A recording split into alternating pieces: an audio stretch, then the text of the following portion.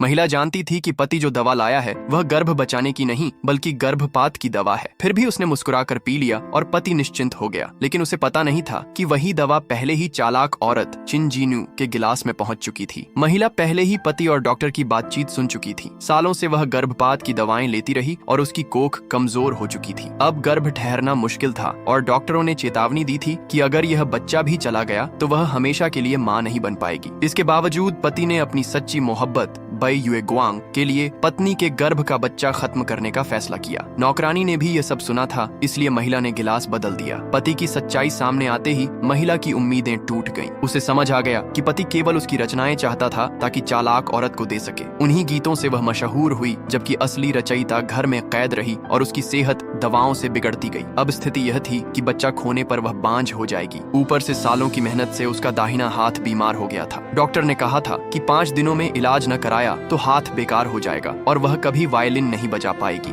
इलाज तभी संभव था जब गर्भपात कराए और यही उसकी सबसे बड़ी दुविधा थी। एक दिन पति और चालाक औरत को स्क्रीन पर चमकते देख उसने ठान लिया कि विदेश जाकर इलाज कराएगी। उसे समझ आया कि पति ने उसके लिए कोई रास्ता नहीं छोड़ा। रात को जब वह दवा लेने वाली थी तभी पति लौट आया। उसे पत्नी की हालत की परवाह न थी, बल्कि फिर से नया गीत लिखने की जिद करने लगा। उसने ताना मारा कि शायद दर्द का बहाना बना रही है। शादी को 1 साल हुआ था और पत्नी पहले ही 99 रचनाएं बना चुकी थी। महिला चुप रही, क्योंकि बहस करने से वह घर से निकलने का अवसर खो देती। पासपोर्ट भी 3 दिन बाद ही बनना था। उसने हामी भर दी कि गीत लिखेगी। सुबह पति काम पर गया तो जाते जाते फिर गीत खत्म करने की बात कह गया। महिला ने मौका पाकर उसके फोन से एयरलाइन कंपनी को संदेश भेजा और टिकट की रोक हटवा दी, फिर संदेश मिटा दिया। शाम को पति लौटा तो फोन पर नया संदेश देखकर काम का बहाना बनाकर चला गया। महिला ने राहत की सांस ली, लेकिन जानती थी कि समय कम है। दूसरे दिन वह नीचे आई तो पति, माता पिता और चालाक औरत को साथ पाया। सास ने उसे दूध लाने का आदेश दिया। महिला ने मौके को समझ लिया और जानबूझकर दूध उस पर गिरा दिया। पति घबरा गया और उसे मरहम लाने भेज दिया। इसी दौरान महिला ने चालाक औरत से माफी मांगी और उसे घर में रुकने का न्योता दिया। रात को पति उसी औरत के कमरे में चला गया। महिला ने तुरंत सामान उठाया और घर छोड़ दिया। जाते समय उसने पति और चालाक औरत की करतूत फोन में कैद कर ली। उसने तय किया कि विदेश पहुंचकर यह सब उजागर करेगी और संगीत जगत में हंगामा मचा देगी। वह टैक्सी पकड़कर एयरपोर्ट की ओर बढ़ी। उसने कसम खाई कि अब फिर से अपने सपनों को जिएगी और वायलिन की दुनिया में लौटेगी। उसे याद आया कि पति हमेशा कहता रहा कि उसका कोई नाम नहीं और उसकी रचनाएं केवल चालाक औरत के नाम से ही चल सकती हैं। उसने उसे घर में एक कैद की हुई मशीन बना दिया था। लेकिन जैसे ही वह राहत महसूस करने लगी, फोन बजा। स्क्रीन पर पति का नाम चमक रहा था।